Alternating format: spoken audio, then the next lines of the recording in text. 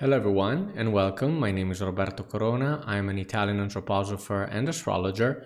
And in this video, we're going to talk about the next new moon in Aries on April 17, the first of two upcoming moons ruled by Mars that are both going to feature a stellium, a cluster of planets in Aries, and the conjunction between Mars and Saturn that are the two malefic planets. In fact, as you can see in this picture, the new moon in Aries on April 17 is going to be followed by the full moon in Scorpio on May 1st. So let's try to understand what these two martial moons entails. But first, let's take a look at the latest changes in the sky on the calendar. After Easter on April 9, Mars enters Aries, its diurnal domicile. And in fact, we will see Mars featuring in the stellium in the sign, just like Mercury that will enter Aries on April 15. We also note the date of the Mars-Neptune conjunction that will take place on April 13, as well as the conjunction between Mercury and Neptune, which will occur the same day of the new moon on April 17. But the most important conjunction that will accompany us for the next two moons ruled by Mars is undoubtedly the conjunction between Mars and Saturn, which will perfect on April 19 and will feature in the chart of the new moon. So here's the chart of the new moon in Aries, which, being a new moon, represents the beginning of the process of manifestation of the etheric forces of the Earth. And these etheric forces, these life forces, are truly exploding since Aries is the sign of the exaltation of the sun, that is the very center of emanation of the life forces that are going to increase up to the next full moon in Scorpio on May 1st, which represents, of course, the culmination of the lunation.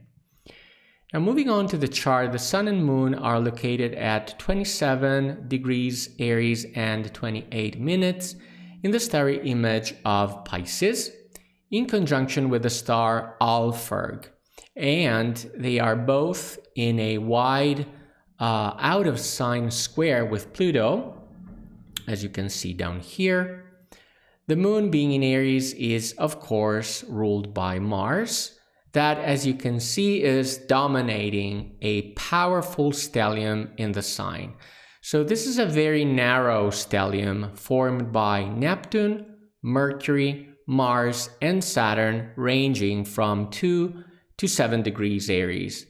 This is a powerful activation of two things. First of all, of the Saturn-Neptune conjunction and of the grand minor trine between Uranus and Pluto that you can see here. This is the trine that is closed by these two sextiles, and this is a grand minor trine. On top of that, we also know that Uranus is located on the anorectic degree, meaning at 29 degrees Taurus. That is definitely a challenging placement. So let's tackle the meanings of the chart, starting as always with the physical significations. Now, first of all, a new moon in Aries is all about explosive beginnings because it is a new moon, explosive because it is in Aries with a stellium in the sign. So this means that this new moon is going to affect with power and strength the Saturn-Neptune conjunction, activating it.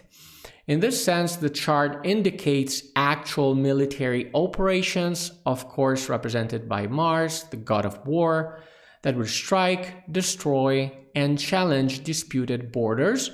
Borders represented by Saturn, because Saturn is the lord of borders, as well as operations on the water, the sea, and obviously the Gulf, represented by Neptune, being Neptune, the god of the seas, of course.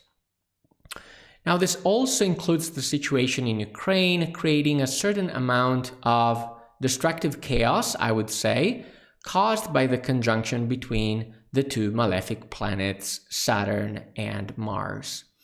Now, this situation could also lead to the continuation of the collective anti-war protest movements represented by the square between the new moon and Pluto in Aquarius, which represents in turn the power of the people and the masses. Finally, the moon is conjunct the star Alphurg, which is associated with the unveiling of the mysteries. And since Mars is in conjunction with Mercury, that is the planet of communication, we could witness real scandals or revelations used as a propaganda weapon.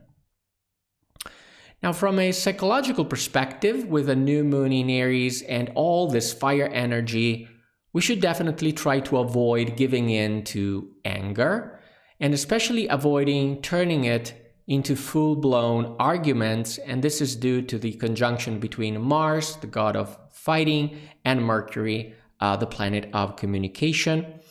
And on top of that, new initiatives should be carefully evaluated to prevent them from becoming something distractive and chaotic, especially because the Mercury-Neptune conjunction suggests a clouded and unclear mind. Mercury is in fact the planet of the mind as well, and Neptune can be quite messy in this regard. On the other hand, the conjunction of Mars and Saturn could also help us to be more disciplined, since Saturn can slow us down a little bit, especially if you're able to channel its energies for good. But the problem, however, is that all this fire energy is still there, which means it must be channeled somewhere, for example in sports or work, otherwise the effect is that of a pressure cooker. Now, from a spiritual perspective, the starry image of Pisces in astrology is associated with the Trinitarian principle of the Father and his law, that is, the law of karma. Unfortunately, we find ourselves here challenged by very severe meanings, because the spiritual world carries within itself both grace and help, as well as severity and justice.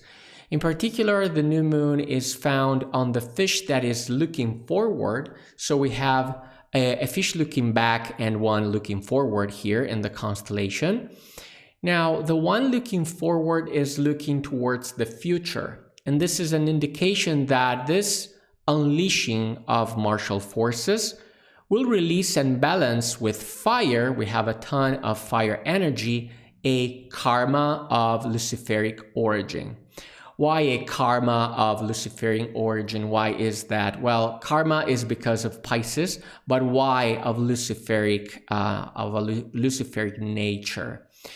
Now, first of all, the fire element causes an excess of warmth that belongs to the Luciferic polarity rather than the Ahrimanic polarity. But beyond this, the sphere of Mars in anthroposophy is precisely the sphere of the ancient battle in the heavens that occurred during the old moon, and therefore represents the celestial drama that led to the very birth of the Luciferic impulse. Now, on top of that, this is also confirmed from the heliocentric point of view by looking at Mars from the point of view of the Sun. In fact, heliocentric Mars is transiting right on the aphelion of Uranus, that is the point of Uranus's maximum distance from the Sun, or we could say the point of Uranus's maximum rebellion against the solar sphere, and the solar sphere represents the Godhead, of course. So the sphere of the battle in the heavens, Mars, conjunct this point, is a clear indication of the Luciferic impulse. In fact, Uranus in astrology is identified as the sphere of Manas, the sphere of the spiritual self, that is, the transformed astral body. And the Luciferic impulse fights against the human evolution precisely in our astral body, and this creates a very strong connection between Uranus and Mars. As always, thanks for watching. If you want to support my work, please like this video, subscribe to the channel, turn on the notification bell not to miss out on future astrological insights. I am Roberto Corona. See you in the next video.